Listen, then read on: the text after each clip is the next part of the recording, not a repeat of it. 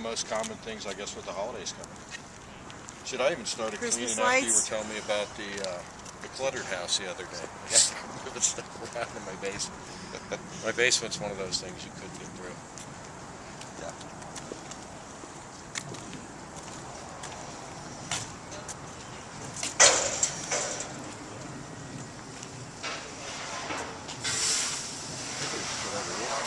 Tree water.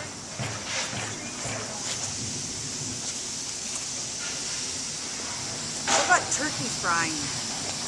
Turkey frying. How about turkey frying? Is it safe?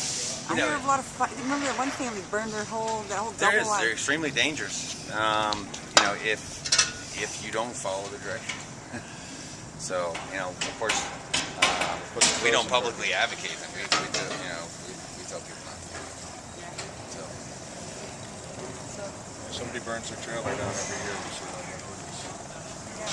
Now, there was a rental trailer that was a really nice one. And these two families came out, and maybe it was like right on that, either out east or in Kansas, where they had a big double wide with the caught the deck on fire that we recently finished and burned and killed like the whole family, another whole family. One kid survived or something. It's terrible. Using turkey fire is a common sense thing.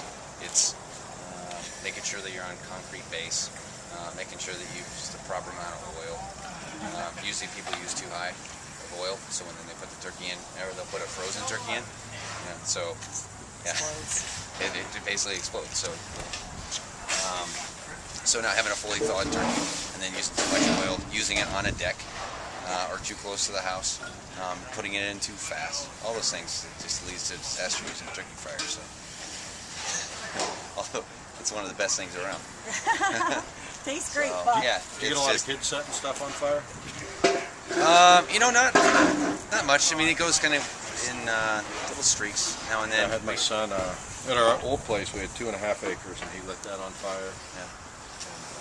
Fire marshal's out there grilling him about it. He held up to it and would admit to nothing.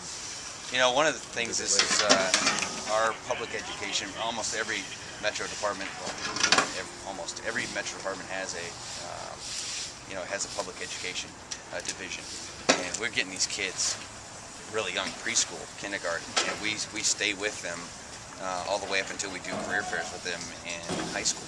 So our message is getting out really early, making sure that we're talking to them about, responsible. This is a tool. This is a toy. Not touching a lighter if they find it. Go tell an adult. Those kind of things. Everything from wearing helmets to everything that they use: scooters, bikes, roller skates, roller blades, anything with wheels that moves. They need to have a helmet on. Even when I even advocate for my kids and other kids in the neighborhood that they wear helmets when they go sledding. But how did we get to the age we're at without a helmet?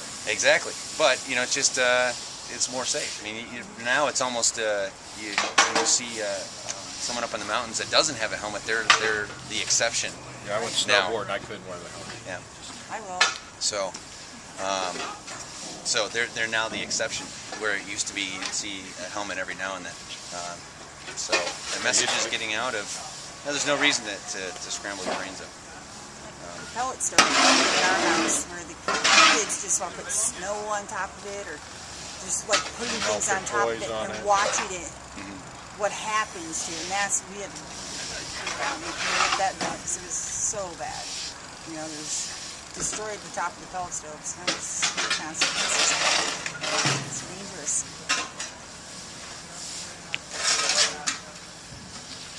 Do you want to get in the shot? Huh? Do you want to get in the shot? I don't care. No, because then I could just edit it in and out. Okay. You're running low on batteries, so. Hello. Pretty low. Oh, you got a few minutes.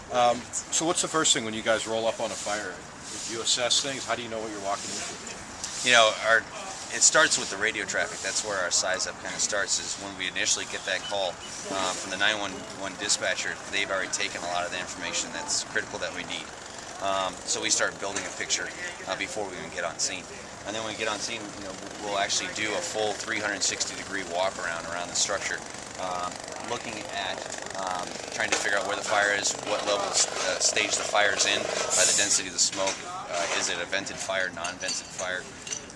looking at what type of building materials, the roof type, how many stories, and whether there's any signs that maybe somebody's at home at the time. Asking neighbors, did you see them at home? Do you know if they're home? Those kind of things. So we really need to get that full 360 walk around to get a better picture. We can assess where the rooms are by the style of windows, the size of windows. Is it window that's 42 inches or higher off the ground, typically kitchen area. Smaller window that's more opaque, we'll know that's more of a bathroom window. So you have a decent idea of what Idea of what we're walking into. So now, when we were inside, you were telling me about a flashover. What exactly is a flashover? How dangerous is it to you guys when you're in there? you know, it's a flashover is when everything in that room heats up to ignition temperature due to radiant heat.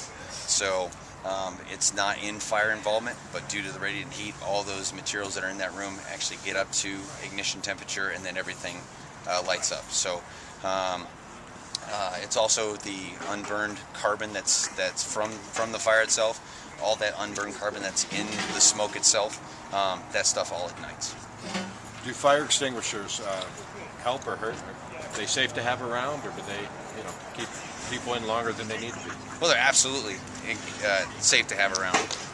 But what we don't want is it's critical where they're placed. We don't want someone have to go deeper into the structure to get an extinguisher to come back to the location and figure out that it's too much for them.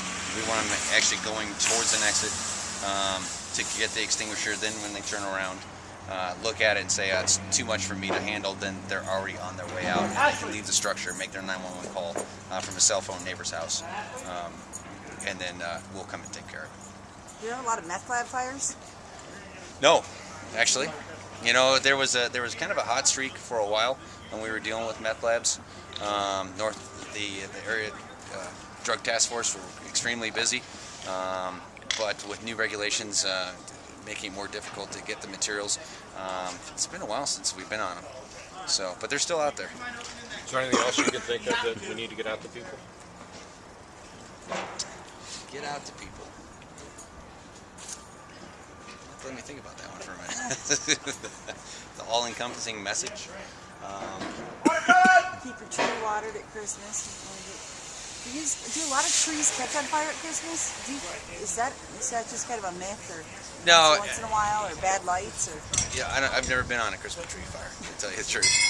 It does happen. Yeah, I mean, you need to keep them watered. I mean, you do have something that's flammable in your house, but the lights are a lot more safe than when we were kids. The new LED lights, they're more efficient. They're not hot burning. So I think one of our biggest pushes in the fire service, of course, is education. Just getting the safety messages out there. A lot of the metro area departments do like chemical roundups. They want you to go through and kind of mitigate your own property. Go through your houses, take all those unwanted chemicals that you don't need, and get them out of your house. All those old oil-based paints and gasoline and stuff that just that you don't use.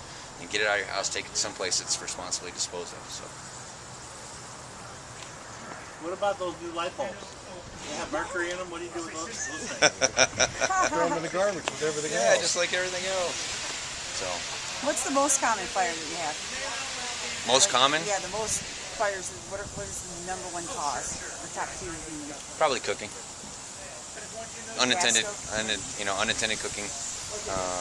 Get stuff on the stove or in the oven. So, pretty much. Falling asleep with the oven on. Yeah, like last night, put pizza in. Any good reason at 6 in the morning the oven's warmed up to 400? He's like, there's a reason. I'm not sure it's a good one. Do you find it more seasonal? The calls are more seasonal, like in the summer, lawnmower accidents, in the winter you got snowblower accidents?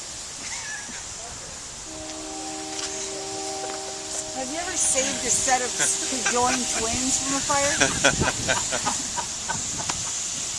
Edit, run out of battery. No. Any message, is there, What do you think is good to get out to people? Towards the holidays. We were talking about the turkey fryer. I think that's a very good, important message to get out as turkey fryers. Gosh.